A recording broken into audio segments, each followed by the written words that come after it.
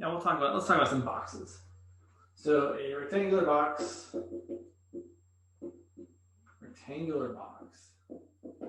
doesn't feel like a, with square base, okay, good. The square base needs to hold 100 cubic inches, 100 cubic inches, which I suppose I could have written as inches cubed, but oh well. 100 cubic inches, and the material for the sides of the box costs twice as much as the material for the top and bottom, which seems unrealistic to me. I feel like the top and bottom would have to be sturdier, but it's okay. So materials for the sides are twice as expensive.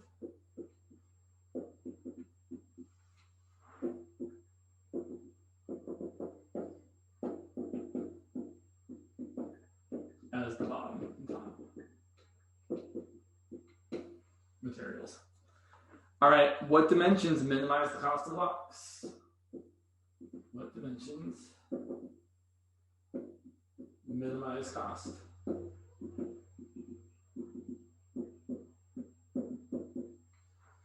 So as usual, let's draw a picture. So here's my box. It is a closed top box, right? It's not an open top box. They don't say you should assume it's closed. There's our box. And the dimensions are x by y, or length by height, or whatever you want to call the things. And there's almost always going to be two equations. Sometimes the constraint equation will be like, well, they've already kind of given it to us. But in this case, they haven't. So the thing we want to optimize, in this case, we want to minimize. So I want to minimize cost.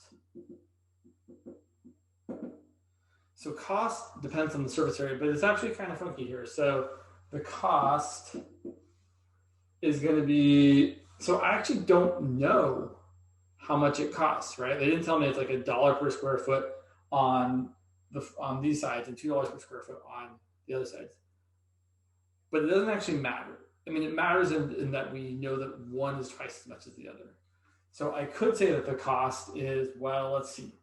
So we said the side parts are more expensive, right? And also the sides are twice as expensive.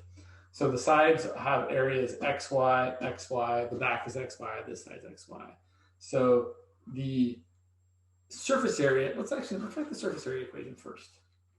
Not that you really actually need it, but it'll help.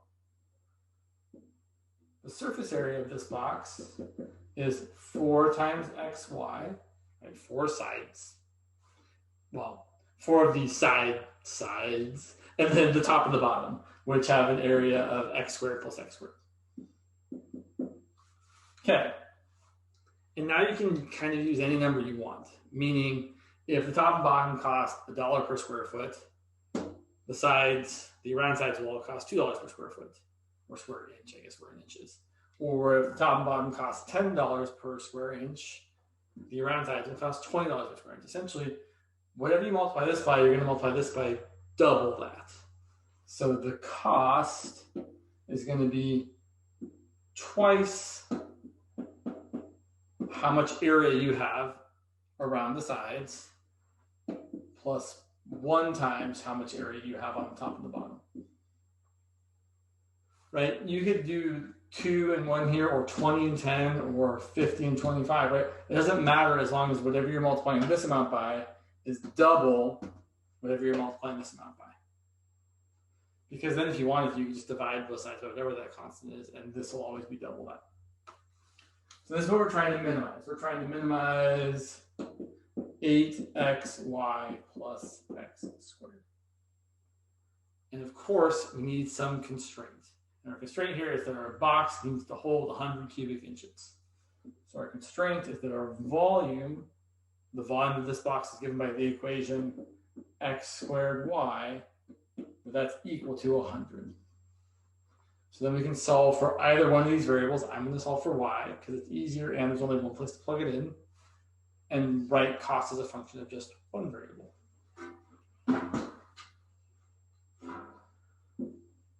So I can write the cost as, I should solve for the volume here first, or solve for y here first. Y is 100 divided by x squared. So this is going to be 8x times y plus x squared. Great. Now we've written the thing we want to minimize as a function of just one variable. So now I'm going to simplify it to make it easier to differentiate it.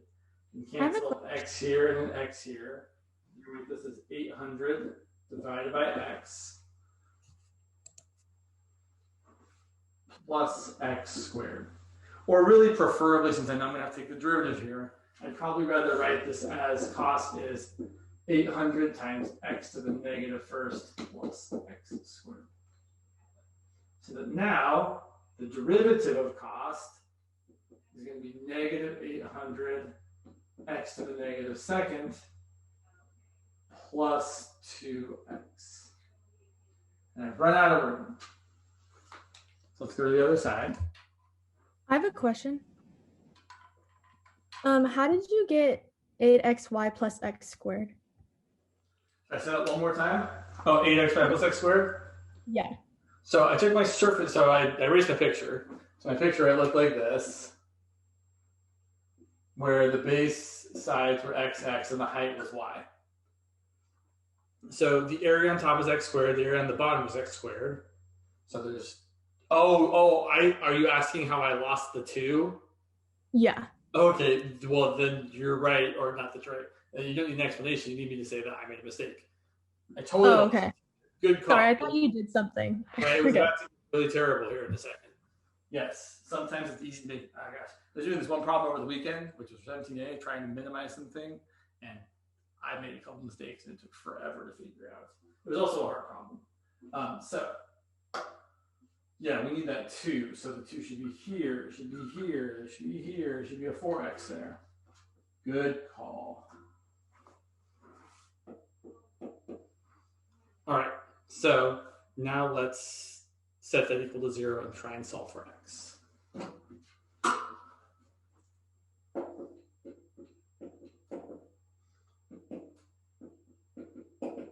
Right, what do we got? I'm going to make sure I'm not doing anything too crazy here. No, it's all right. Okay. So I'm going to rewrite this as negative 800 over x squared plus 4x equals to 0. And while you could factor, there's a couple ways you can solve this. The more correct way is to factor out like a 1 over x squared. So if you do that, you get like a 1 over x squared times negative 800 plus 4x cubed. And then you can set that equal to 0. And then you can say, well, this part has to be 0. So 4x cubed minus 800 equals 0. 4x cubed equals 800. X cubed equals 200, which is not a nice number to be taking the cube root of, but x is the cube root of 200. But I will tell you all, just so you can see, the more typical way to go from here is just to bring this over to this side. So 4x equals 800 over x squared. Multiply both sides by x squared.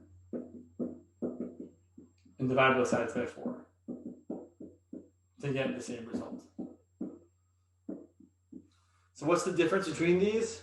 Well, one difference is that this way feels easier. But another important difference is that if you do it this way, you've technically lost the pseudo-critical value of 0. Right here, right, once you get here, you don't really see that 0 is a critical, although it's not really critical value. But over here, right, you can kind of see more that 0 makes this undefined. So just be aware 0 is kind of an important point. Now 0 doesn't make sense really as an answer, but it's still good to be aware that if you do this kind of manipulation, you might kind of lose something. Not a big deal in this particular situation. All right, so the problem asks for the dimensions, and technically we should check that it's a minimum. So you can check that it's a minimum really easily by applying the first derivative test for when you have one critical value. So our 0 is not really critical value. 0 is the end of the domain though. So there's 0. Here's the lovely cube root of 200. And I want to see if my derivative, I'm hoping for a minimum. So I'm hoping it's decreasing, increasing. Yep, I totally checked. It's a minimum. So the point I'm trying to make by doing that is that if someone actually asks you to check something, but they said, show that you have a minimum for this, and then they ask you to check that it's a minimum, it's going to be a minimum, right? Very few times does someone say, like, check to see if you have a maximum, they're going to give you a minimum. Typically, if someone says, minimize this thing, you're going to find a minimum. Now, you can draw this like this, be like, yeah, I totally checked it, not actually have checked, because we're pretty sure it's a minimum. But we can actually check, right? Pick something less than the cube root of 200, like 1, and plug it in and see that this is 1 times negative 800 plus 4, which is definitely negative. And then pick something larger than the cube root of 200, like 200, right? I'm not trying to be real precise here. I just know a number bigger than that is 200. If I plug in 200, negative 800 plus 4 times 200 cubed is definitely positive. This is definitely positive. A positive is a positive, positive. So yeah, it works. But what I'm trying to say is you could, if someone, and I don't really think you're going to have to do a lot of checking of relative extrema for optimization problems, but if you had to check, you can kind of get away with just saying, well, yeah, that's it, and not actually plugging it in and seeing if you get negative here and positive here. The other thing we do actually have to do, though, is answer the question. And the question was, what are the dimensions, plural, that minimize the cost? So we found that x is the cube root of 200. We still need the y dimension. So go back and figure out where's y. Okay, there's y right there. It's 100 over x squared. So my y value, which I've run out of room to write here, I guess I'll write it over here. So my y value is going to be 100 over my x value squared, which you could probably leave like this. I do want to simplify it for you just a little bit to kind of show you how it compares to x. So I'm going to rewrite this as, I'm going to write 100 as 200 times 1/2, or 1/2 times 200, over the cube root of 200 squared is 200 to the 2/3 power. 200 to the first divided by 200 to the 2/3, you subtract the powers, and you get 1/2 times 200 to the 1/3. Or preferably 1/2 times the cube root of 200. So it's kind of interesting that the dimensions that minimize the cost here are the x coordinate is the cube root of 200 and the y coordinate is half the cube root of 200. It's kind of neat. I don't know if it's really that neat, but it's kind of neat. Let me just check. How do you solve the 100 over the y equals that part? How did I do that? Yeah. Sure. Let me just, sorry, there's one thing I want to look at real quick. Sorry, 1 second. I just want to see one thing. I'm looking at the wrong thing here. Sorry, one. Just wanted to check and answer it, and I feel like, oh yeah, I see. This answer just feels like a weird number to me, which is why I feel like I should double check it just to be absolutely 100% sure. I don't really think I did anything wrong. Nope, it's totally right. Okay. So I should say you could and probably should leave it like this. I just have seen this problem so many times that I know that I've got 200 to a power here. So what I really did was I rewrote this as 100 over 200 to the 2/3. And then I said to myself, if only that was a 200 up there. 200 to the first divided by 200 to something else is easy to simplify. Well, I can turn 100 into 200 by multiplying it by 2 and 1/2. So that's what I did. I multiplied 100 by 2 and by 1/2, so that wasn't actually changing anything. And then 200 divided by 200 to the 2/3 is 200 to the 1/3. But again, you can probably just leave it like this and be absolutely fine. Moreover, probably should. And that kind of goes for really anything where you're being asked to find a thing. If they don't tell you you have to simplify it, you probably shouldn't. But you definitely should if they say to, right? And a lot of times they will say to, so definitely be careful about simplifying things when you need to. Let's look at another example in a similar vein. let's say I have a 24-inch by 24-inch piece of cardboard. And I want to make a open top box that will hold the most by cutting out a square from each of the corners.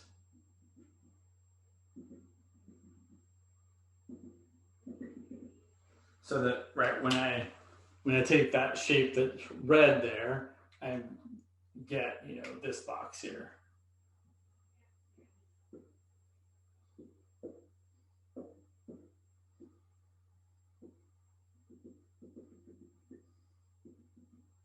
All right, there's my open top box, where the base is however long this is, and the height is however long this is. So I want to figure out what are the dimensions that maximize the volume.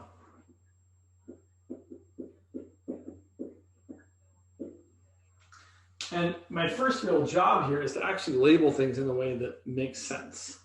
And I think typically the way most people end up doing this is they label the length of the square they're cutting out as x. So that this is also x. And this here is 24 minus 2x. There are other ways you could do this, but again, we don't want to introduce too many variables, right? You could call, right, this x and this y, but you only want to use as many variables as absolutely required. So really, this height is x, and the base is 24 minus 2x by 24 minus 2x. So I want to maximize the volume. Well, the equation for the volume is going to be this times this times this. So it's going to be x times 24 minus 2x squared. My constraint, I kind of already incorporated my constraint. Right? The constraint is the fact that of how the problem is described. Right? That we're cutting out a square corner from each of the edges here and trying to maximize the volume. But the constraint is that this length plus this length plus this length have to add to 24, and these two lengths have to be the same, so they're both x. But we just kind of see it in the picture. So sometimes you won't have to really explicitly write a constraint out. The problem will kind of just imbue it to you. All right, I want to maximize this. How to maximize it? We take the derivative, set it equals 0. So let's take the derivative. So v prime is going to be, I'm going to use the product rule to be 1 times 24 minus 2x squared plus x times the derivative of this, which is 2 times 24 minus 2x to the first times negative 2. And let's set that equal to 0. And when you're trying to solve something like this, almost always you're going to want to factor. So I can factor out a 24 minus 2x and a 24 minus 2x.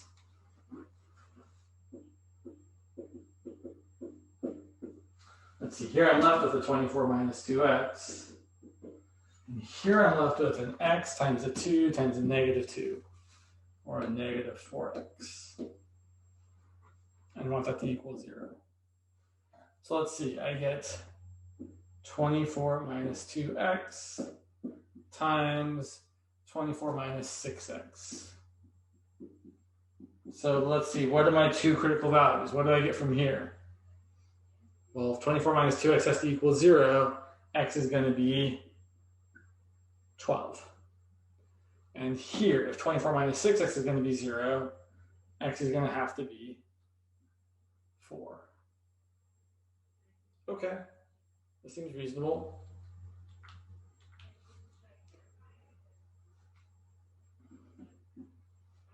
So if we wanted to be super duper lazy about it, well, actually, no, well, which one is it? Is it 4 or is it 12? So 12 doesn't really make sense. 12 is kind of the upper limit of the domain, right? If x is 12, well, then you're cutting out a square this big. Right? There's your 12 by 12 squares that you're cutting out from each corner. That's the whole thing, right? So 12 is too much.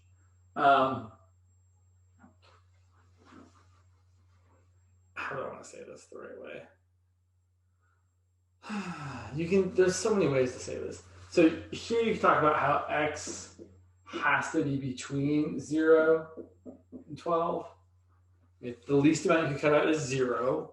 If you cut out a 0 by 0 square, you just get a flat box that holds no volume because there's no sides.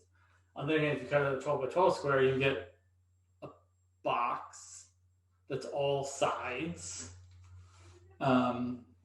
So, right, if you cut out a 4 by 4 square, it's clearly going to have the most volume because your volume is going to be 24 minus 8, which is 16, times 24 minus 8, which is 16, times 4. So what I'm actually doing here is I'm using the extreme value theorem. Extreme value theorem? Yeah, the extreme value theorem for a closed interval, which says if you have a function on a closed interval, it has to attain an absolute max and an absolute min. Well, the volume of x is 0 is 0. The volume of x is 12 is 0. So this other critical point at 4 has to be where we have to have a maximum because it's a positive amount. It's 16 by 16 by 4. The answer to the question will be that the dimensions are 16, I didn't give units, inches, I guess. 16 inches by 16 inches by 4 inches. Although I can see the question getting phrased as what amount should you cut out, which would be 4 inches. If you prefer, we could also show it to maximum. Again, not that you really have to do this by looking at the number line. My critical value is 4, and my domain is really only from 0 to 12. So none of this out here really kind of counts. So I look at v prime, right? If I pick a number larger than 4, like 10, in my derivative, which is over here, if I plug in 10, that's positive, that's negative, it's all negative here. If something less than 4, but bigger than 0, like 1, that's positive, the whole thing's positive. So it's increasing, decreasing, so yeah, we have a maximum of 4.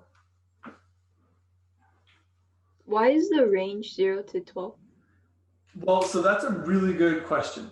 So I would say that in general, if my function, if I just said, here's a function, x times 24 minus x squared, and it's actually domain, not range. If I said my function was x times 24 minus x, minus 2x quantity squared, if I just said this was the function without any kind of physical meaning behind it, the domain here would be everything. Right? That's a polynomial, it's defined everywhere, et cetera, et cetera, et cetera. But in this particular example, I'm talking about a physical object. Right? I'm talking about this piece of cardboard that is 24 inches by 24 inches. And I'm cutting out a square from it that is x inches long by x inches long. Well, the smallest square I can cut out is 0 inches by 0 inches, right? You can't cut out negative inches. So x has to be bigger than or equal to 0. And in a similar way, since I'm cutting a square from each of the 4 corners, the biggest the square could possibly be is half of whatever the 24 inches is. So x has to be less than or equal to 12 inches because of the physical limitations of the piece of cardboard that I'm talking about. So in this case, this is what's called an explicit domain, right? Because of the type of thing we are dealing with. Although normally this function, if you divorced it from any sort of physical meaning, this function would have a domain that's everything. In this particular picture, it only makes sense for x to be between 0 and 12. Because again, right, we're talking about the volume of the shape being x times 24 minus 2x squared. If x is smaller than 0, then you're going to have a negative number times a positive number. Negative volume doesn't really make sense. And again, if x is bigger than 12, you actually don't get a negative volume, but you should because it's just impossible. So, well, maybe not that you should, but like you get other weirdness happening. So, yeah, that's why. How do we know that the side for the rectangle was 24 inches? It was given. Oh, okay. I made up the problem. Okay. So it wasn't related to the first one. It was No, a this is a different one? totally different problem than the first one. Oh, okay. Sorry if I wasn't clear about this. This is a totally separate situation than the first problem with the cost. Okay. Let's see what time is it. We got plenty of time. Let's.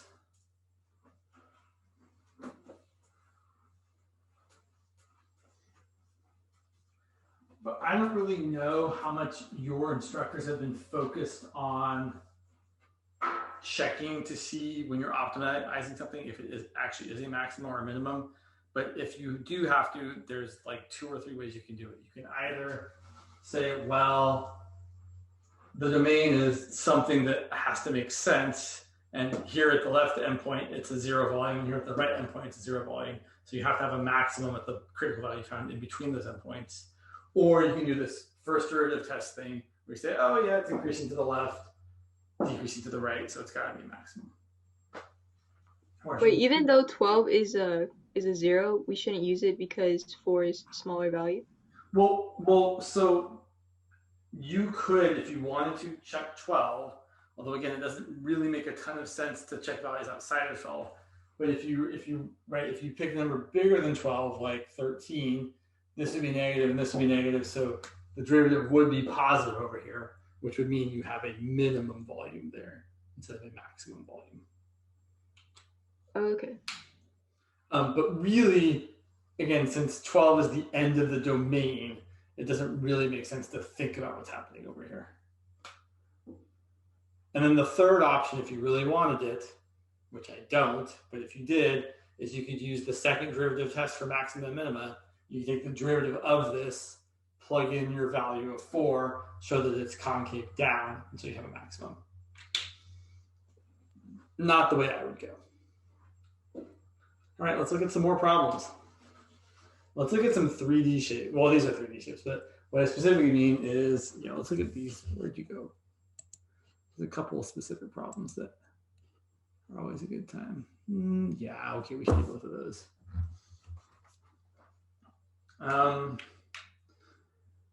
Yeah, find the dimensions of the largest cylinder. And when I say the largest cylinder, I mean the cylinder that has the most volume. Whenever you say the largest thing, it's usually the most of whatever its biggest dimension is. So if I said like find the largest circle, I would mean the circle with the most area. Or if I said find the largest cube, it'd be the cube with the most volume. So find the dimensions of the largest cylinder that can be inscribed in a sphere of radius 6 feet. Okay, so that's what we're being asked to do. We're trying to maximize the volume of a cylinder that's inscribed in a sphere. So let's draw a picture. So here's the picture I don't really want to draw. Here's my sphere, and here's my cylinder inside it. And even though it's nice to think about the three-dimensionality of your shape, it's actually not super helpful when you're trying to draw and label things. So there's my cylinder inside my sphere. But really what I want to do is I just want to draw the two-dimensional idea of this, meaning I want to draw a rectangle inside a circle. So let's do that.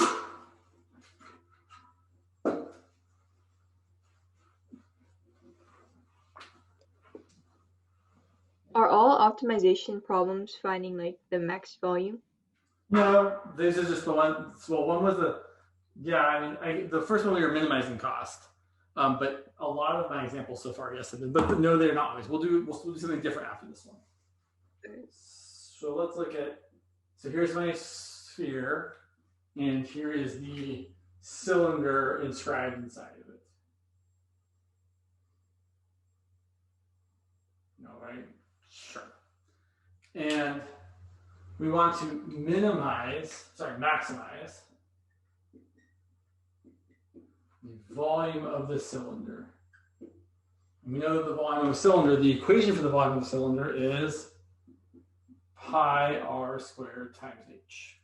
So what I'm thinking of is this length here, that's my radius of my cylinder, and this length here, that's the height of my cylinder. And now I need to use some constraining piece of information. And the constraining piece of information here is that it's inside a sphere of radius 6. So the distance from the center to any point on the circle is 6. Specifically, that length there is 6. Or if you prefer, that length there is also 6. So that this total length is 12. So here's what I'm trying to do. I'm trying to maximize pi r squared h.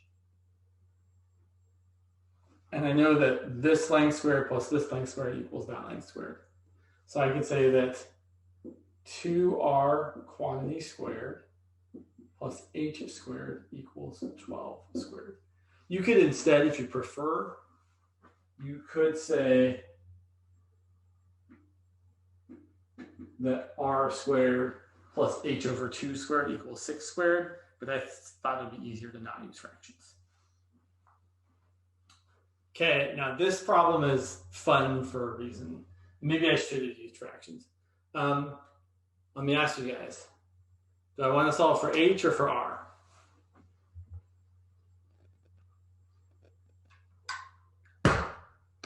Well, it's actually kind of a trick question.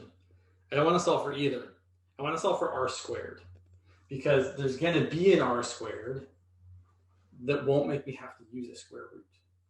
So I'm going to multiply this out and get 4r squared equal to 144 minus h squared, and then divide both sides by 4.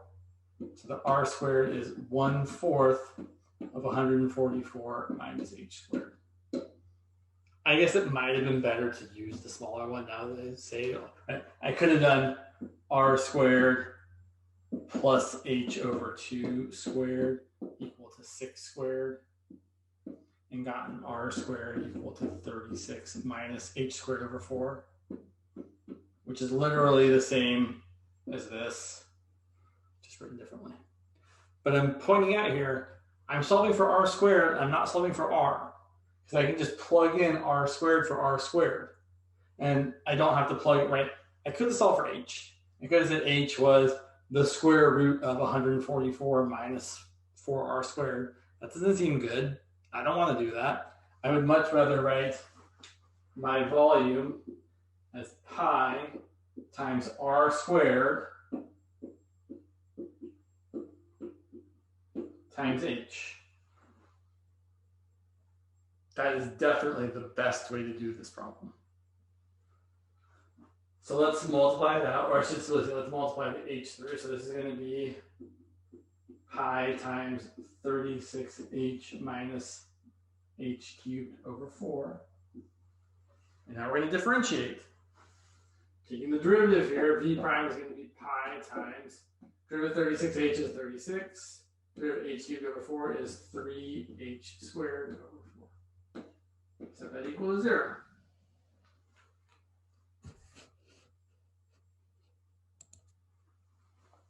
So divide both sides by pi and add this to the other side. You get 36 equal to 3h,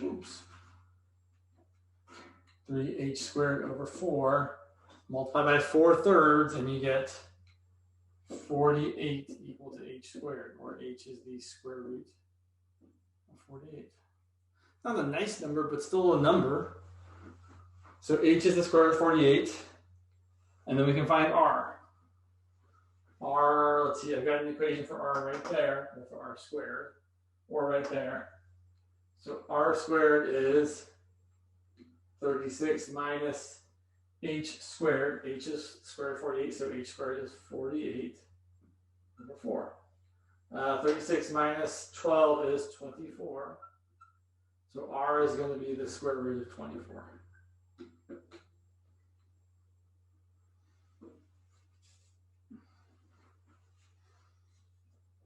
So those are the dimensions that maximize the volume of the cylinder that can be described. in a sphere of radius 6.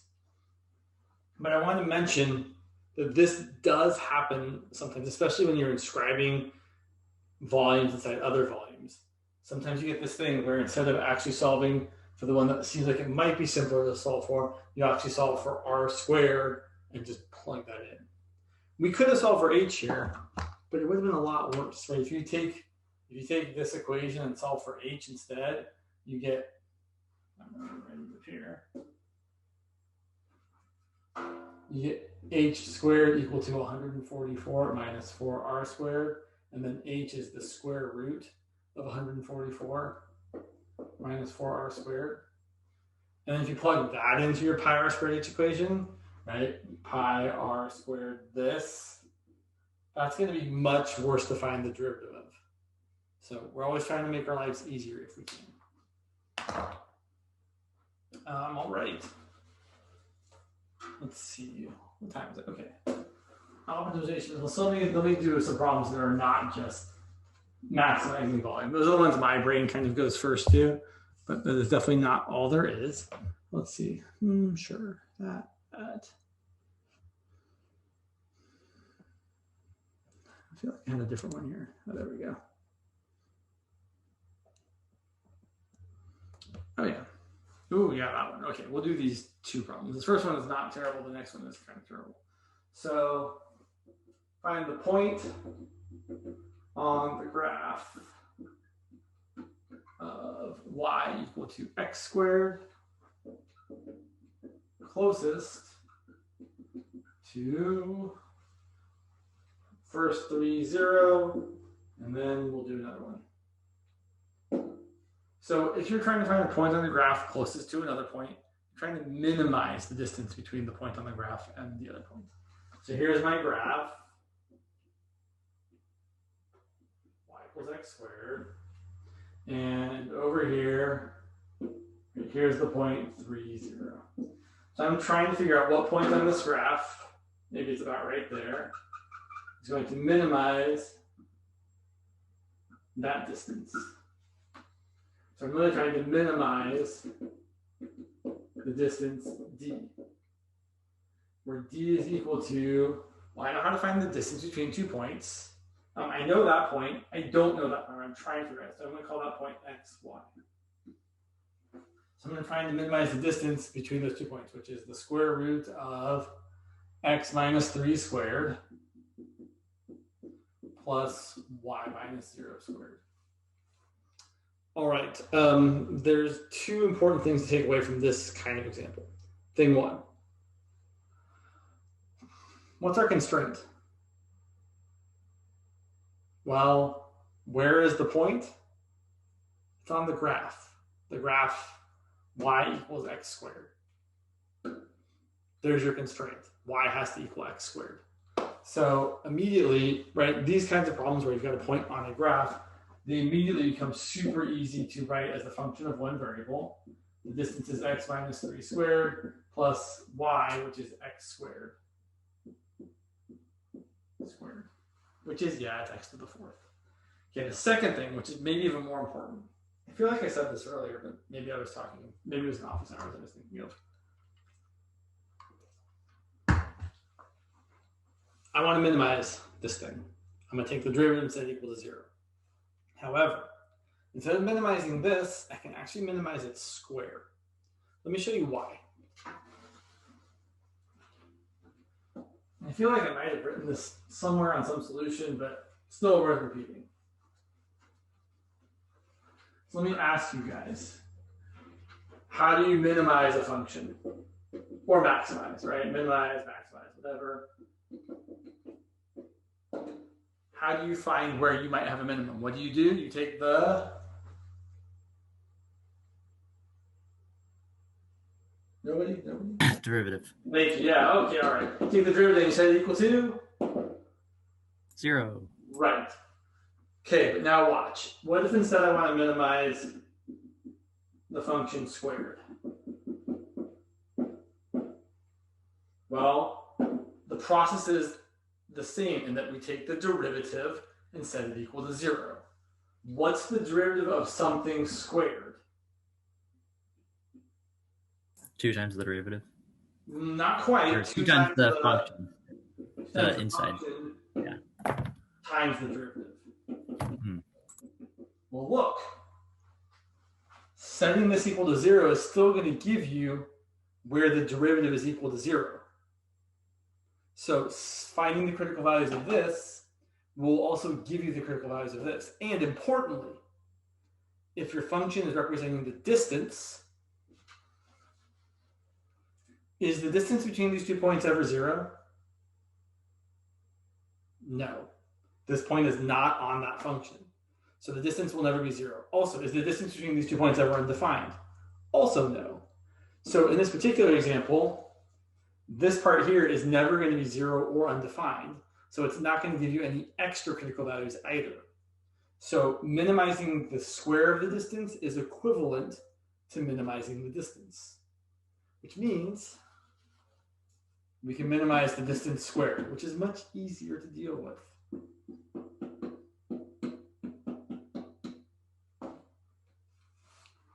So if you ever have to minimize or maximize a distance between two things, although maximizing usually isn't the thing, it can be. Instead, minimize or maximize the square of that because it's the same result and it's much easier to deal with. So now let's find the critical value. Take the derivative, which is going to be 2 times x minus 3 plus 4x cubed. Set it equal to 0. And I feel like this one is supposed to turn out nicer than it is. But maybe I'm just crazy. Let me double check. Let's see what problem is. This problem 9. Okay, yeah, all right. So yeah, this one turns out to be interesting. So I'm going to take this, setting 4x cubed plus 2x minus 6 equal to 0. And do we see any solutions to this? Let's think about where our solutions might live. Our solutions are probably bigger than 0, right? It doesn't make sense that you would be over here if you're trying to be as close to this point as possible. And our solutions probably aren't, right? If you get too close to 3, they're probably not going to be nice.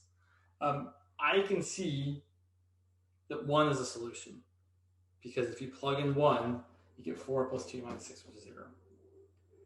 Really what I'm doing, or what I should be doing, is using the, well, I can factor out a 2.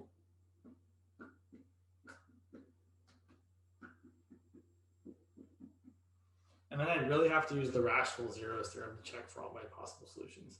But I do get x equal to 1 as a solution, and there aren't any other solutions.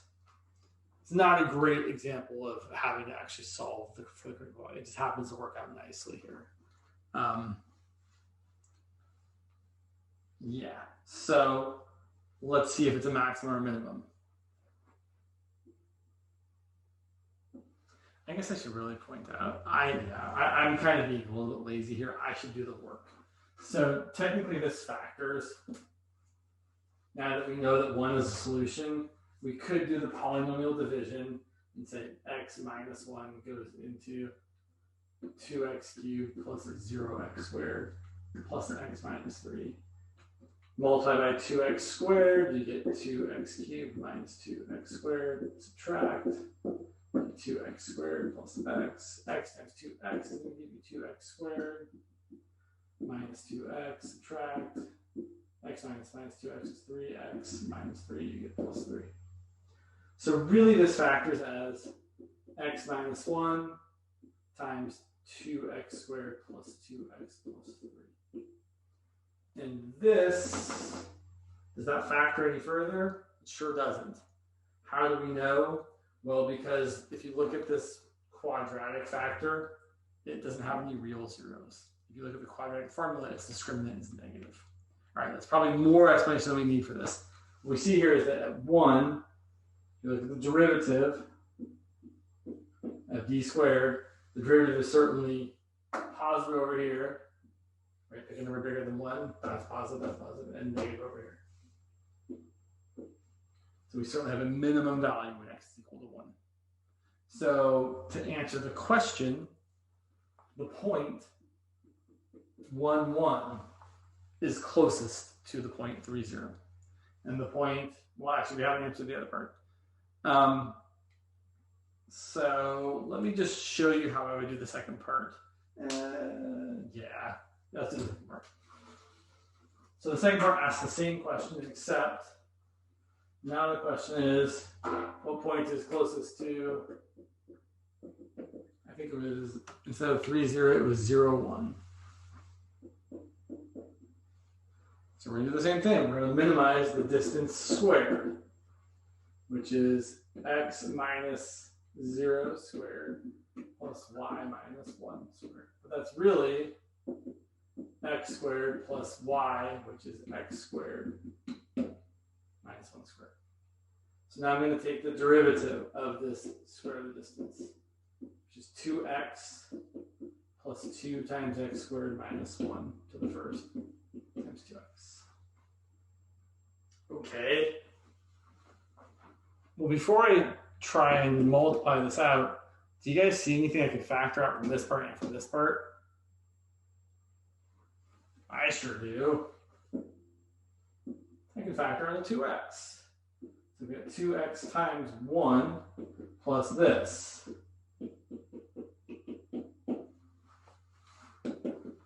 So let's see. I seem to get 2x times, let's see, 1 plus 2x squared minus 2. Oh, this is going to be interesting. So I end up with 2x times 2x squared minus 1 equal to 0. How many critical values do I get here? You can type it in the chat if you want.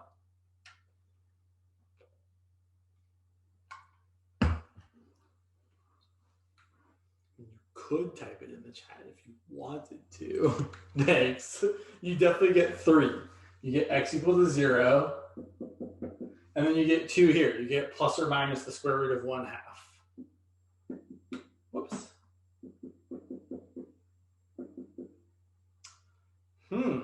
So we're actually trying to minimize the distance from, again, right? So here's what we're looking at. We're looking at the parabola. Here's the point 0, 1. And we're saying, okay, well, either this point's the closest at 0, 0, or this point over here at square root of 1/2, comma 1/2. And this point over here at square root of 1/2. Sorry, negative square root of 1/2, comma 1/2. So, it's a good question. Which one is it? So here's what we know. It's either going to be, I guess it could all be all 3 of them. It's technically possible that all 3 of them are the same distance from 0, 1. It's probably not likely. But these 2 should be the same distance, right? There's some symmetry going on here. So it's either these points are the closest or that point's the closest, but probably not all 3 of them. Well, so this is actually an example of a problem where you'd have to check, because we got more than one critical value that actually is a reasonable thing to get. So let's use the number line. There's my derivative.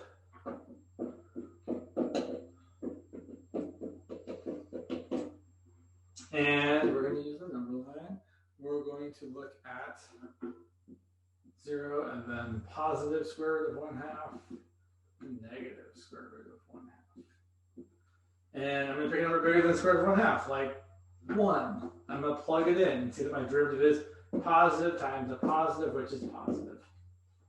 All right, I don't want to have to think about a number that's really bigger than 0 and smaller than square root of 1/2. I'm just going to say I'm going to pick a super duper small positive number. 2 times a positive number is a positive number. 2 times a positive number, a super duper small positive number squared is probably still super duper small.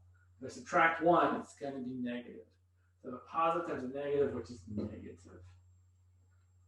Same deal over here, except now this part's negative and this part's negative. Because I have a super duper small negative number.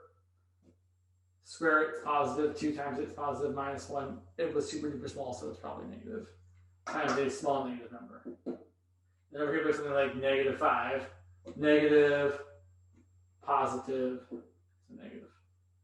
So decreasing, increasing, decreasing, increasing. So which of those is giving me a minimum?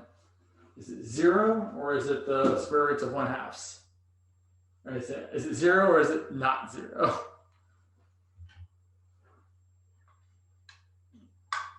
Right, it's not 0. 0 is giving you not a maximum distance, but a relative maximum distance, right? So it's kind of interesting. From here to here, right, all of these points are closer to that than this point here. This point is the furthest away. This point is the furthest point away between these 2 points. These 2 points are the closest, and then it gets further and further and further away as you go that way, or further and further and further away as you go that way. Kind of cool. So our closest points are square root of 1/2, comma 1/2, and negative square root of 1/2, comma 1/2. So interestingly, sometimes you actually do have to check to see if the thing you have is a minimum or a maximum, because there might be other candidates that are not the minimum or maximum. Let's do one more problem and then we'll take a break. How did you get 1/2 for your y values? Sorry, what's that? How did you get 1/2 for your y values? Excellent question. What's the function that the point is on? Parabola. Right, which has what equation? X squared. Right. So if that's x, my y value is x squared, which is that number squared, which is 1/2. Oh, okay. But yeah, but generally, right, typically once you found, like, if it's a coordinate, once you found the x value, usually the y value is not like hiding from you really hard. Right? It's like there's an equation of the line or the function that you're on, and you just plug in your x value in there. So, yeah, so this is exactly y equals x squared, and you plug in your x value to get the corresponding y coordinate. But yeah, it's a good question to ask, because sometimes it's like, what are we doing here? Oh yeah, we're just plugging in. Okay. Should we actually do this example? Is it super heinous or not? No, it's I have not. a quick question. Yeah, go ahead. Why do we start with for the dimension or squared is x minus 0 squared plus y minus 1 squared? Well, so because the question was asking what point on the parabola is closest to the point 0, 1. So I said, well, I'm going to call the point that's closest x comma y. And to find the closest point, we're always trying to minimize the distance between the points. And the distance equation is the square root of x minus the x coordinate squared plus y minus the y coordinate squared. So that's why we started with that. And then we made our lives easier by squaring the whole thing, which is always allowed. If you're trying to minimize a distance, it is always correct to minimize the distance squared. Okay, thank you. Welcome. I feel like this next question I want to do is not really valuable. Let's do this one instead. That's way more fun. Okay, and also not like the problem I was looking at is kind of gross. A lot of trig. Not that trig is gross, just sometimes it can be kind of horrible. Let's look at this nice problem instead. Again, it's not even that nice. A hiker in the desert is 4 miles from the nearest point on a straight road. So I'm just going to draw the picture because I don't want to ride a little. So hiker in the desert. Oh, I'm hot. I'm sweating all kinds. Okay, hiker in the desert. Okay, fine. It is 4 miles from the nearest road. So here's the road, and we are 4 miles from it.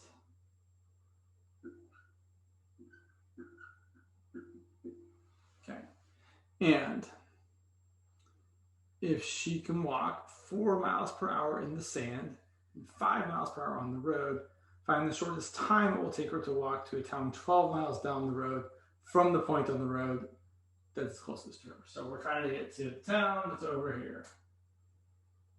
which is 12 miles. 12 miles? 12 miles down the road. And so the idea is that we're going to walk to some point here. We know that here we go at 4 miles per hour. And on this stretch, we're going to walk at 5 miles per hour. And the question is, we want to find the shortest time it will take her to walk to town. So we want to minimize the amount of time it takes. So find the shortest time to walk to town. It's not going to be that we walk straight to the road and then straight to town, because that's going to be too long of a walk. And it's not going to be that we're going to walk straight from our place in the sand all the way across the sand, because we walk slower across the sand. It's going to be some mix. So we're trying to minimize the time. Okay. So let's call, and let me actually be consistent with the solutions here, just so I can, yeah, okay, that's what I thought. So I'm going to call this length here x. This length here is going to be 12 minus x. And this length here, I'm going to use the Pythagorean theorem. See that this side is the square root of x squared plus 4 squared. All right, but now I have to actually, I'm not talking about minimizing distance, I'm talking about minimizing time. So the time, if you recall, the time traveled, well, the way I really think about it is distance equals rate times time. So the time traveled is the distance you have to travel divided by the rate you're walking at. Okay, so the time traveled as a function of the variable x is going to be the time traveled here. Sounds like I'm talking about time travel. Like, okay. So the time traveled here, which is the distance divided by the rate. So it's the square root of x squared plus 16 divided by 4. And then time traveled here is going to be the distance divided by the rate. Okay, that doesn't look too terrible. Let's rewrite it just a little bit before we take the derivative. So time as a function of x is 1/4 the square root of x squared plus 16, or 1/4 x squared plus 16 to the 1/2, plus 1/5 12 minus x. All right, let's take the derivative. So let's see here. I'm going to get, let's see, 1/4 times 1/2 x squared plus 16 to the negative 1/2 times the derivative, which is 2x. And then the derivative here is going to be minus 1/5. So that equals 0. Let's do some simplifying. Cancel a 2 here and a 2 here.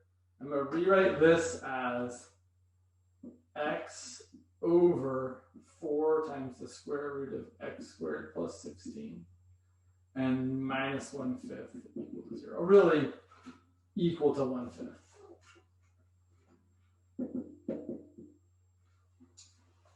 Let's cross multiply. So that 5 times x equals 4 times the square root of x squared plus 16. Let's square both sides. 25x squared equals 16 times x squared plus 16. Let's distribute 16 so that 25x squared equals 16x squared plus 16 times 16 is 256. And then finally, 25 minus 16 is 9. So 9x squared equals 256. X squared equals 256 over 9. X equals the square root of 256, which is 16, over the square root of 9, which is 3. Okay. What was the question, though? The question was, if I look back here, the question was, sorry, I'm like, where is the question? So find the shortest time it will take her. So first of all, do we know this is actually the shortest time? Or that this value for x gives us the shortest time? Well, let's look back at our time equation. So here's our time equation. It's a really good question. How do we know that this is actually going to give us the minimum value here? Well, let's check and see. Let's use the number line. I'm going to erase. There's never enough. Okay, I'm going to erase here, I guess. Oh, except, oh well, such is life. I'm going to also remind myself that this is my derivative.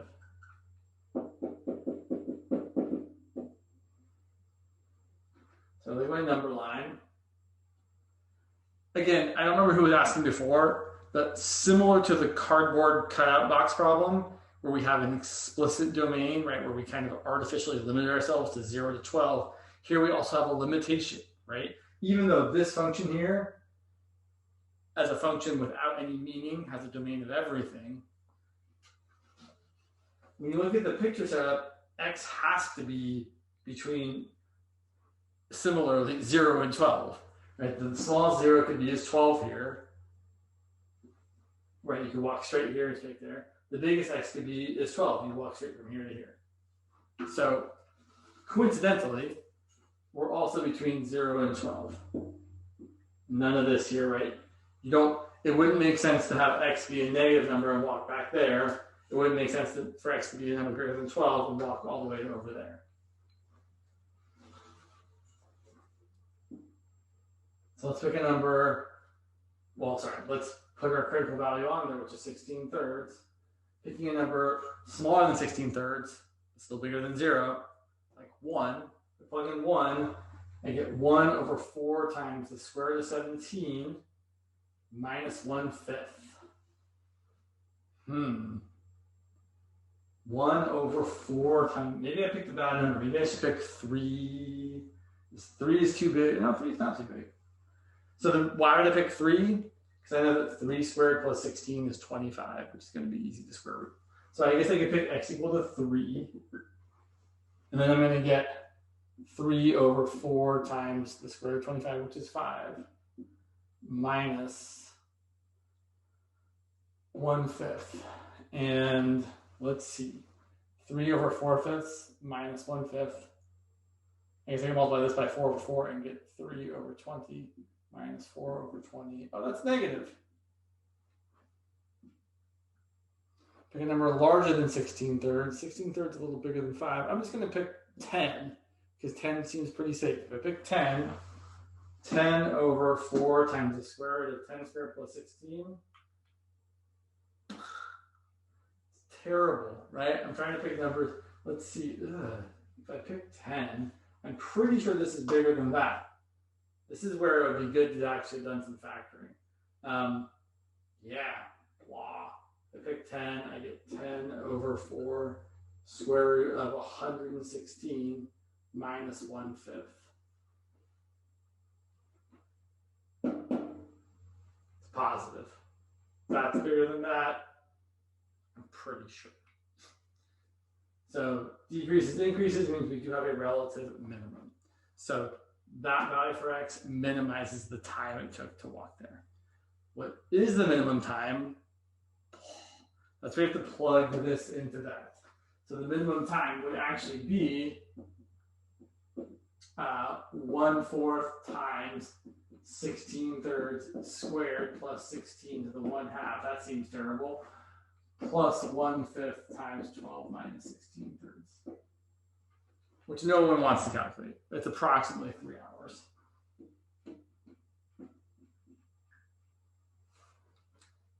Anyway, back to the math. So we were switching gears. We were going to talk about some L'Hopital's examples. And I had one from earlier today that I thought was pretty good. So let's try this one on for size. The limit as x approaches 6 from the left of 6 minus x times tangent of pi x over 12.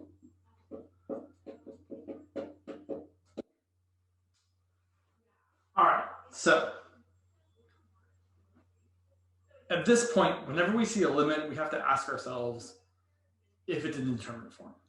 So really, and really this is true regardless, even if you're not in the indeterminate form mindset, really whenever we see a limit, we should be like, can I plug it in?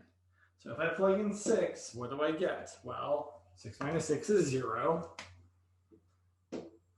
Tangent of, let's see, pi times 6 over 12, that's pi over 2. And tangent of pi over 2 is undefined. It actually gets infinitely large. This is an infinity of some sort. It's actually a positive infinity. If you look at the graph, tangent of pi x over 12 looks like this, where you have vertical asymptotes at 6 and negative 6. I mean, there's more, but like it looks kind of like this. That's what your tangent of pi x over 12 looks like, where your period has been stretched to being a period of 12 instead of a period of pi. But as we approach 6 on the left, tangent shoots up to infinity. And 0 times infinity is one of our classic indeterminate forms. So for this one, we have a choice. Well, we always have a choice. But when it's a 0 times infinity, you're always going to bring one of the factors down to the denominator as reciprocal. So you can either write this as the limit as x approaches 6 from the left of tangent of pi x over 12 over 1 over 6 minus x, or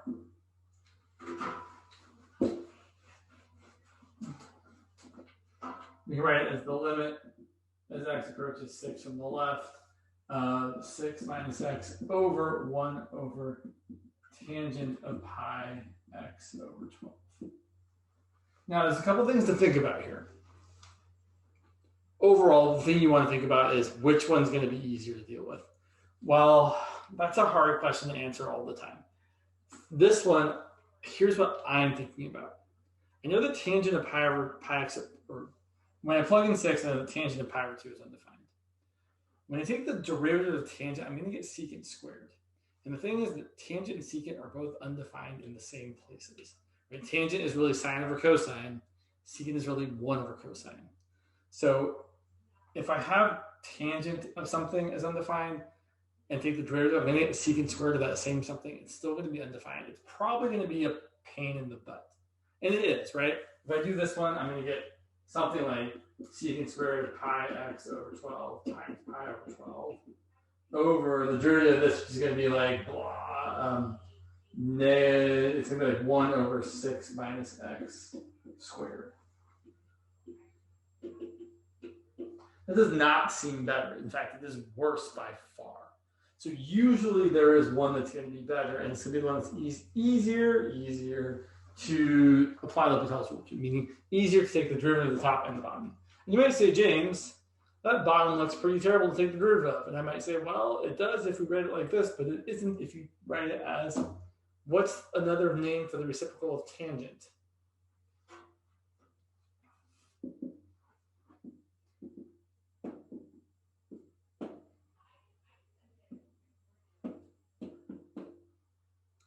Yeah, exactly. Cot, or cotangent, as we should actually say. And this is cotangent of pi x over 12, which is definitely not that terrible to take the derivative of. So let's do that. Let's apply L'Hopital's rule. So applying L'Hopital's rule, L'Hopital, we're going to do the limit as x approaches 6 from the left of the derivative of 6 minus x, which is negative 1, over the derivative of hyperbolic, I don't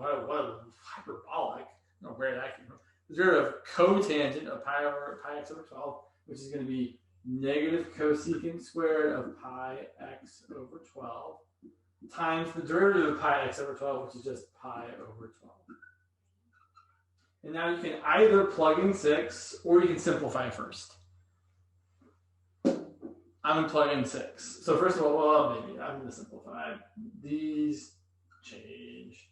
So what is cosecant of pi over 2? Well, cosecant is the reciprocal of sine. Sine of pi over 2 is 1. Cosecant of pi over 2 is 1. This is going to be 1 over 1 times pi over 12, which is 12 over pi. So there's an interesting result. in this case, this indeterminate form, this is 0 times infinity, ended up being a little less than 4, 12 over pi. How strange. Right? So 0 times infinity isn't always 0. Sometimes it's pi over 12 or 12 over pi. How bizarre. Yeah, real interesting. Let's do some more. Pen. Let's see. I've got a whole big old list here. Sure, let's look at this one. This looks fun. Let's do the limit as x approaches 0. We're going to do all, well, fine. We'll give you a not indeterminate form. But inverse sine 8x over e to the 4x minus 1. And yes, this is a 0 over 0 form. Inverse sine of 0 is 0. E to the 0 is 1 minus 1 is 0. So we're going to use what we call this one is, so I would classify just about any limit where it's a quotient like this, where it's already 0 over 0 or infinity, as not too terrible, because either you're going to plug it in to get something or you're going to use L'Hopital's rule, probably. So let's see. Taking the derivative. So the derivative of the bottom is 4e to the 4x. The derivative of the inverse sine, so remember the inverse sine of x is 1 over the square root of 1 minus x squared. So the derivative inverse sine of some stuff is 1 over the square root of 1 minus that stuff, which is 8x squared, times the derivative of that stuff, which is just 8. And now I like to just do a visual inspection. Can I plug in 0 and get a real number? And it looks like, yeah, right? If I plug in 0, I'm not getting 0 in the denominator. And yeah, the numerator is defined. So let's see here. I'm getting 4 times e to the 0, which is just 4 times 1, so 4 on the bottom, and 1 over the square root of 1 minus 0 times 8. So it looks like I got 8 over 4, which is 2. Interesting. I typically think it's interesting when it turns out to be not 0 or not infinity. Like, oh, that's kind of neat. This thing is approaching 0 twice as fast as this thing is approaching 0. Interesting. All right, let's look at some indeterminate forms, though. Some of the fun ones, like, I feel like we've already done. Oh, yeah, we can do this one, sure. We can throw this pen away, that's for sure. We got like a million green pens here. So limit as x goes to 0 from the right of, what have I got? Yeah, let's do that. E to the x plus x to the 1 over x. Yeah, for real? Yeah, for real. Okay. So typically, if you see a limit that looks like there's an exponential form, right? Meaning you have some stuff to a power. Usually it's going to mean you're going to have to first do some manipulation to be able to then use L'Hopital's rule. But it usually doesn't mean you're going to have to use L'Hopital's rule. Right? No one's asking you something usually where you just get to plug it in, right? Like, nobody's asking you what's the limit as x goes to 0 of something like sine of x plus cosine of x to the x. Someone could, but the answer is real easy. It's just, well, I plug in 0, sine of 0 is 0, cosine of 0 is 1, x is 0, and 1 to the 0 is just 1. Right? There's no challenge here because it's not an indeterminate form. 1 to the 0th power is well defined. Whereas this form, which is a e to the 0 plus 0, which is 1, to the 1 over 0, which is infinity, 1 to the infinity is definitely an indeterminate form. It can end up being anything. And again, what I should really be saying is something that's getting close to 1 raised to a power that's getting infinitely large, right? It's not that it's actually 1, it's very, very close to 1. Okay. So I can probably make this fit. So I personally like to write this as the limit as x goes to 0 from the right of excuse me, e to the natural log of the thing you were taking the limit of. So it's e to the natural log of e to the x plus x to the 1 over x. And the reason we do this is so that this power, 1 over x, gets to come down in front of the natural log of x.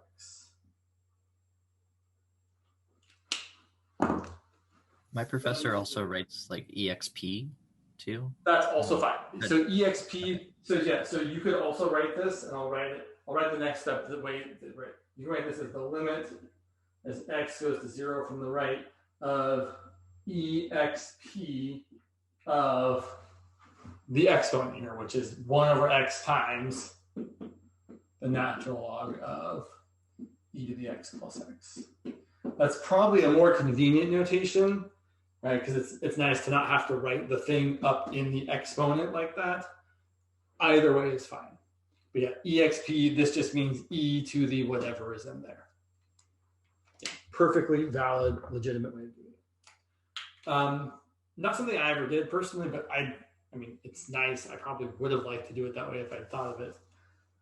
So then the whole idea is you want to write what's in the exponent as something you can use L'Hopital's rule for. And what it almost always means is the thing you brought down in front of the logarithm is going to come to the denominator as the reciprocal. Now here, the x is already kind of in the denominator, right? You could just write this as, and usually we bring the limit inside the exponent. So it's e to the power of the limit as x goes to 0 from the right of, I'm going to write this as a fraction, natural log of e to the x plus x over x. Or if you wanted to, you could say the 1 over x comes down as x over 1. The x over 1 is just x. So whatever you're doing, just try to make it simple for yourself so that you don't have to write the thing a ton of times. In any case, before I use L'Hopital's rule, I'm going to check that I can. If I plug in 0, the denominator is 0. The numerator is the natural log of 1 plus 0, and the natural log of 1 is 0. So I get a 0 over 0, check, I can use L'Hopital's rule. So then we use L'Hopital's rule. We get the limit as x goes, sorry, we get e to the limit, or exp of, right? E to the power of the limit, right? When you use L'Hopital's rule, you still have a limit, at least at first. So it's the derivative of the top, which is 1 over your stuff times the derivative of your stuff, which is e to the x plus 1, over the derivative of the bottom, which in this case is just 1. And then immediately after using L'Hopital's rule, you check and see if you can plug in 0 or whatever you're approaching and see if you get something. So if I plug in 0 here, I get e to the 0, which is 1 plus 1 over 1 plus 0. So I do, right? 1 plus 1 is 2, over 1 plus 0 is 1. I get 2 over 1, which is 2. So I end up with exp of 2, or e squared. That's equal to, sorry, my equal signs sometimes look terrible.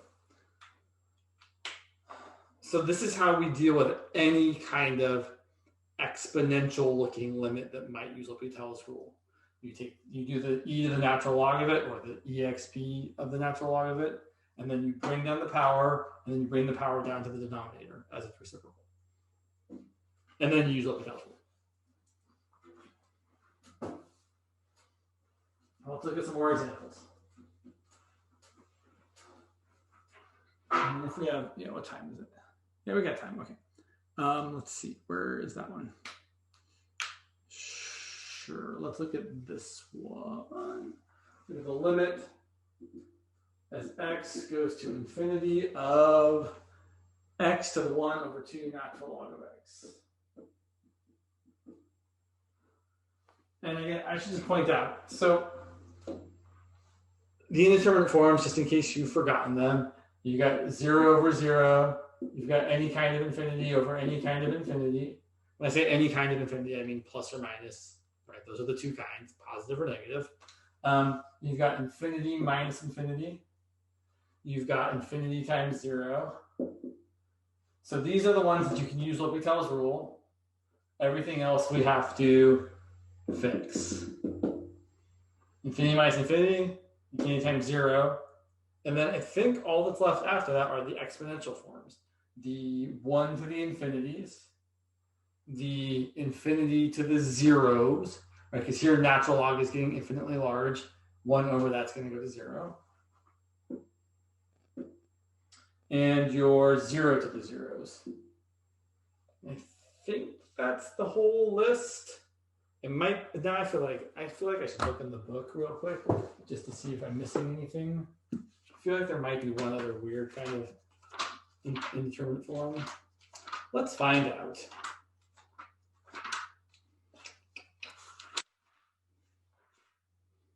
You would think the book would have a whole list.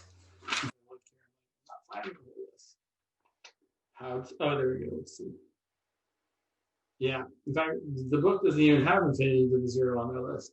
Interesting. But it is definitely an indeterminate form. Yeah. Okay, cool.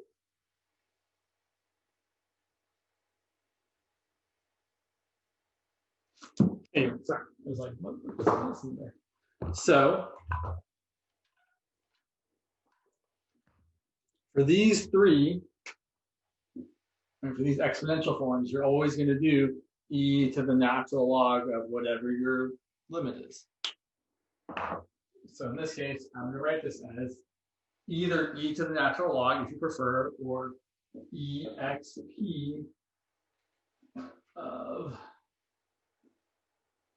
sorry, I forgot to do one thing. I'm not so great with the exp, right? The limit is x goes to infinity of e to the natural log of x to the 1 over 2 natural log of x. Or if you prefer, the limit as x goes to infinity of exp of the natural log of x to the 1 over 2 natural log of x. Same thing.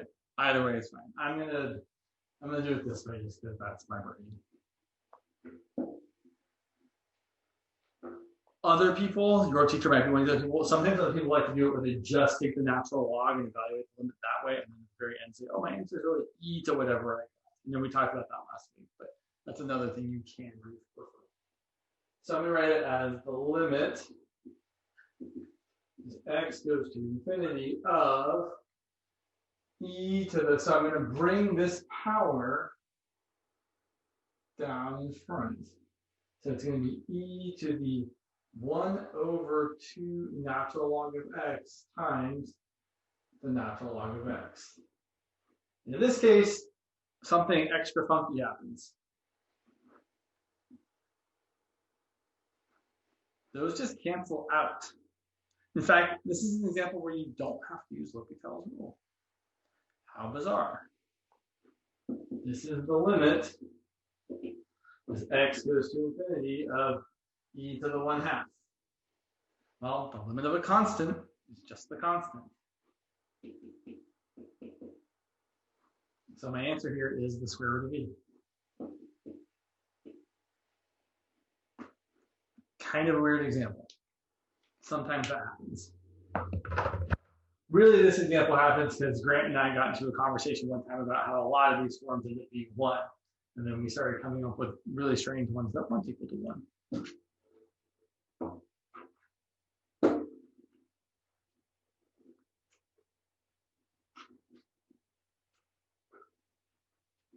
Well, let's look at some more normal L'Hopital's rule examples, like, sure, how about that one?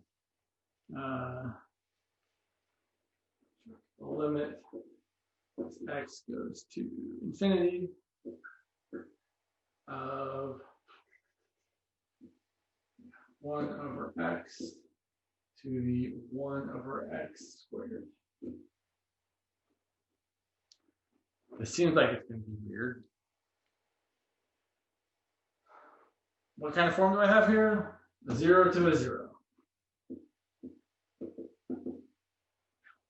So let's rewrite it as the limit as x goes to infinity of e to the natural log of 1 over x to the 1 over x squared. that power gets to come down in front of the natural log. Also, you don't have to, but people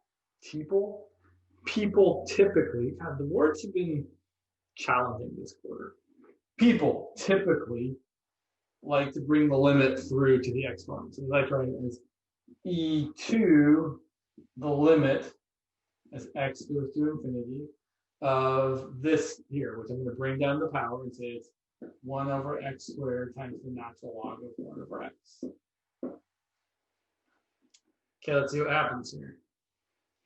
Interesting. Interesting. I'm like, oh, interesting. You guys are like, what's so damn interesting? Anyway, sorry. So again, you can bring the reciprocal of this down as x squared over 1, but x squared over 1 is just x squared. Or you can say, hey, look, this is really just this divided by x squared. This is e to the limit, x goes to infinity, of the natural log of 1 over x squared, which is an infinity over infinity form. It should always work out that if you started with one of the 3 exponential types of indeterminate forms, then when you get to this point, you're getting an indeterminate form. Unless it's the weird example we did before where it's a constant. But generally, right, you got a 0 to a 0. The 0 comes down in front. Now you've got a 0 times a natural log of 0. Natural log of 0 is to negative infinity. And then when you bring the 0 down, it's reciprocal. The reciprocal of 0 is infinitely large. So you've got a negative infinity over infinity. So that's kind of why it works that way. So now we use L'Hopital's rule. And we get e to the limit as x goes to infinity of the derivative of the natural log of 1 over x. I could have probably made that easier. If I was being smarter about it, I could have said the natural log of 1 over x is the natural log of 1 times the natural log of x, which is 0 minus the natural log of x. That might have been smarter. Oh well. Derivative of natural log of 1 over x is 1 over x times the derivative of 1 over x, which is negative 1 over x squared. And the derivative of x squared is 2x. So let's see what we get. We get e to the limit as x goes to infinity of, let's see, this is going to simplify. 1 over x is just x. And x times negative 1 over x squared is negative 1 over x. So that's a negative 1 over x over 2x. Okay, so here's what we got. We got e to the limit as x goes to infinity of negative 1 over 2x squared. That's going to be e to the 0, which is 1. All right, so it was 1. And I will say a lot of the time, the 0 to the 0 type limits end up being 1. It's a very common occurrence. Doesn't always happen, but happens a lot. So for example, I'm not going to do this one, but you should do this one on your own at some point. The limit as x goes to 0 of sine of x to the tangent of x is a 0 to the 0 type, and its limit is definitely going to be 1. I know because I've done it before, but also because most of the 0 to the 0 ones end up being 1. Let's do one more, and then we will, And then someone asked if I could do a Newton's method question. So I will come up with a Newton's method question. I'll come up with what I think was a very typical Newton's method question, although you might want something different. So let's do one more. Let's find the limit as x goes to infinity. I want one of these. Oh, 1 plus 1 minus 1 minus 3 over x to be x over 2. Sure. As x goes to infinity. So this is a 1 to the infinity type. This part's getting closer to 1, this part's getting to infinity. Let's do it. These ones tend to get old, right? The process ends up being pretty much the same kind of thing over and over and over again. Doesn't mean we shouldn't practice it. So I'm going to rewrite this as the limit as x goes to infinity. I'll do the exp notation this time. Of e to the power of the natural log of all of this. 1 minus 3 over x to the x over 2. I feel like a lot of these green pens are getting ready to be trash pens. So let's see. We're going to bring down the power. So this is going to be the limit as x goes to infinity of e to the power of x over 2 times the natural log of 1 minus 3 over x. I kind of feel like this step and the next step you can do is one step. Like, okay, I know I bring this down and then bring it down to the bottom. So you can write this as the limit as x goes to infinity of exp e to the power of natural log of 1 minus 3 over x over 2 over x. Right? The reciprocal of x over 2 over x. And now just to double check, I've got some sort of internal form. If x is going to infinity, I've got a 0 over 0. Bottom is definitely going to 0. Top is going to the natural log of 1 minus 0, which is the natural log of 1, which is 0. All right. So now we use the L'Hopital's rule. Oh, I forgot to bring the limit through. It's okay. It's not a crime. So you got e to the power of, so L'Hopital rules it up. This is where I remind everybody that the derivative of 1 over x is negative 1 over x squared. So the derivative of 2 over x is negative 2 over x squared. And the derivative of the natural log of some stuff is 1 over the stuff. And then times the derivative of stuff, the derivative of 1 is 0. And the derivative of negative 3 over x is negative 3 times negative 1 over x squared, or positive 3 over x squared.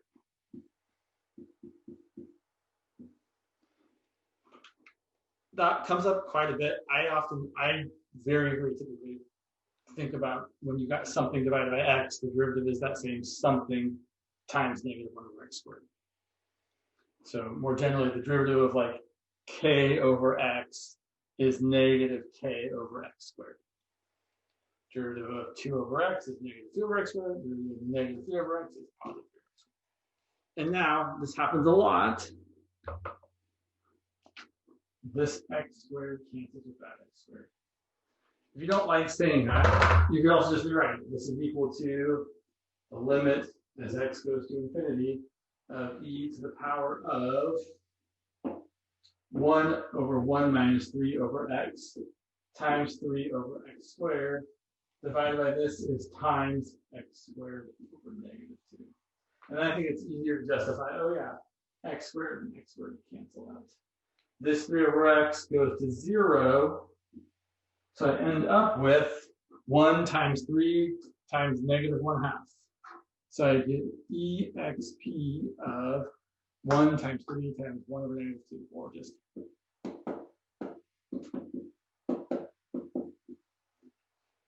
There's your answer.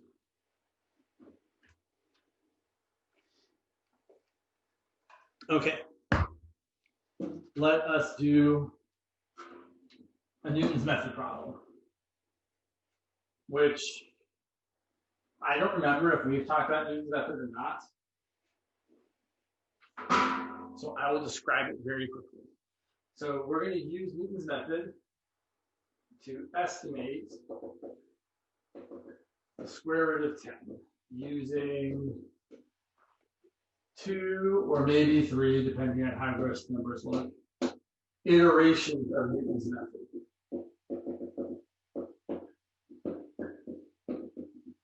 Newton, not Newton.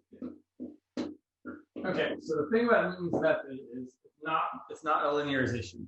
You're not going to say your function is the square root of x and then find the equation of the tan one. Instead, using Newton's method, the idea is the thing you're trying to estimate needs to be the root of a polynomial generally. Or I guess it can be really a root of any function, but polynomial is probably the easiest to do. So the question we have to ask ourselves is, the square root of 10 is the solution to what equation? Now, there's a lot of equations. You're like, James, it's the solution to x equals the square root of 10. I'd be like, well, of course, that's okay. Don't be so smart. But you can't start with that. But then I don't really want any roots. So what can I do to both sides of this equation? oh yeah, I can square it. And then I want it to be a root or a solution. I'm trying to find like an x-intercept here. So really what I have is x squared minus 10 equals to 0. That's the equation I'm trying to find a solution to. So in fact, if you're trying to use Newton's method to approximate something, usually the easiest way to figure out the equation you need is to start with x equal to the thing you're trying to estimate, and then do whatever kind of makes sense to get it so you have nice integer numbers in your polynomial. Not a bad idea, James. Good thinking. All right, so anyway, the idea now is that I'm going to try and estimate that in the following iterative way. X squared minus 10 looks like the following function in the graph over here. I think it's time for a better looking pen. There we got time. Okay, so here is f of x equal to x squared minus 10. Just the square function shifted down. So it looks kind of like this. Okay. And the point there is the square root of 10. Right? That's square root of 10 comma 0. And the idea is we're going to make a guess. And our guess is going to be probably the closest integer to the square root of 10. In this case, it's going to be 3. I'm going to guess 3. Let's say 3 is going to be like right there. And the whole idea is that we're going to take our guess. We're going to find the y value on the graph associated with that guess. And then from that point, we're going to draw the tangent line. And that tangent line, where it crosses the x-axis, that's going to be our new guess. And then we're going to repeat the process. So then if you hopefully you can see okay here, the thing I would do after that is then from that point, I say, well, that's my new guess. So then I plug that point into the function. I get a new y value. And then I take the tangent line to that one. And I get an even closer guess. And you just keep doing that over and over again until they tell you to stop. Okay, well, here's how that works out. Let's call my first guess x sub 1. So x sub 1 is my first guess. To get my second guess, I need to find the equation of this tangent line and figure out where it crosses the x-axis. So the equation of this tangent line is going to be, well, the slope of the tangent line is f prime of x1. And the equation of the tangent line is y minus, I always try and do this kind of in a crazy way. And I have to remember that it's not crazy. So I can just say that I'm going to find the slope in 2 different ways. The slope is f prime of x1. The slope is also the slope between this point and this point here. This point is x1 comma f of x1. This point here is my new guess, which I'm going to call x2 comma 0, because the y coordinate is 0. So the slope between those 2 points is, let's be smart about this, James. Sorry, there's a way to make this work out nicely. Yeah, I want to do the difference in the y's, 0 minus f of x1 over the difference in the x's, which is x2 minus x1. Okay, I'm going to multiply up here. So x2 minus x1 equal to, times f prime. Sorry if you didn't need the whole derivation of this. I just thought it was worth talking about the meaning behind it. The meaning really is this picture, that you're making a guess, you're finding the y value, and using the tangent line at that y value to find the next guess. Here's the equation you get from it. So x2 minus x1 times f prime equal to negative f of x1 divided by f prime of x1. So you get negative f of x1 divided by f prime of x1. And then finally, solving for x2 is positive x1 minus f of x1 over f prime of x1. Okay, so this is the formula. You get the next point by taking the previous point and subtracting the function evaluated divided by the derivative evaluated. All right, so now, for this particular example, here's my function. Here's my derivative. My first guess was 3, right? I plugged in 3. Okay, 3 is, Not too far off. You plug in 3, you're going to get -1. Then here's my second guess, or my closer approximation. x2 is going to be x1 minus f of x1 over f prime of x1. So that's going to be x1 minus f of x1, so 3 squared minus 10 over f prime of x1, 2 times 3. That's going to be 3 minus -1 over 6, or 3 plus 1/6. Which you can either leave as 3 plus 1/6 or write as 19/6. And then usually after the first or second thing you do, it starts to get really ugly. Because then that's our new guess that we're going to plug into this iterative formula. So then the next estimate we're going to get, by plugging 19/6, so I'm going to get, so then my x3, well, I'm just increasing the index in each of these. x3 is going to be x2 minus f of x2 over f of x2. So that's going to be my x2, which is 19/6 minus 19 over 6 squared minus 10 over 2 times 19 over 6. And as you can see, that's going to get real ugly real fast. We can do the math here, not too bad. 19 over 6 squared is 361 over 36, minus 10 is 360 over 36, over 38 over 6. How lovely. Not that this process isn't lovely, but right, so you get, that's 136, so you get 19 over 6 minus 1 over 36 times 6 over 38. You get something. Anyway, the point is you get a number here, which is probably even closer. Not probably, definitely even closer. So let's see what we get. 19 divided by 6 minus 1 divided by 38 over 6. 38 times 6. Ends up being 3.1622 approximately. Which kind of makes sense if you think about it. Our answer is our previous answer, 19/6, minus just a little bit. And that makes sense because our previous answer was here, and our new answer got just a little bit closer. So it's approximately 3.1622. And then just for comparison's sake, the square root of 10, oh, come on, don't be dumb, calculator, is, holy smokes. Yes, I know. It's about 3.1622. So our approximation, if you look at the calculator, is 3.1622807, and square root of 10 is 3.162277766. So we were correct to 4 decimal places. Pretty good.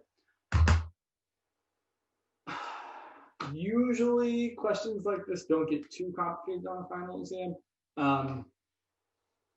or a final midterm. Sometimes they'll ask you to do this until your answer is correct to so many decimal places. So what that means, like if I said do this so your answer is correct to 4 decimal places, I wouldn't have known my answer was correct without checking on calculator. What I would have to do is then I'd have to do it again and see that my next answer had the same first 4 decimal places. All right, that is all I have to say. I mean, we could talk forever about Newton's method, right? There's lots of, you can do a lot of examples, but that is the gist of Newton's method, is that you're using this formula, or more generally, I should say, that the formula is your next guess, or your next approximation, is your previous approximation minus the function evaluated with that approximation divided by the derivative evaluated with that approximation. So this is how you keep getting the next one. You take your previous one, you subtract f of it minus f, divide by f, and then you just keep doing that until someone tells you to stop.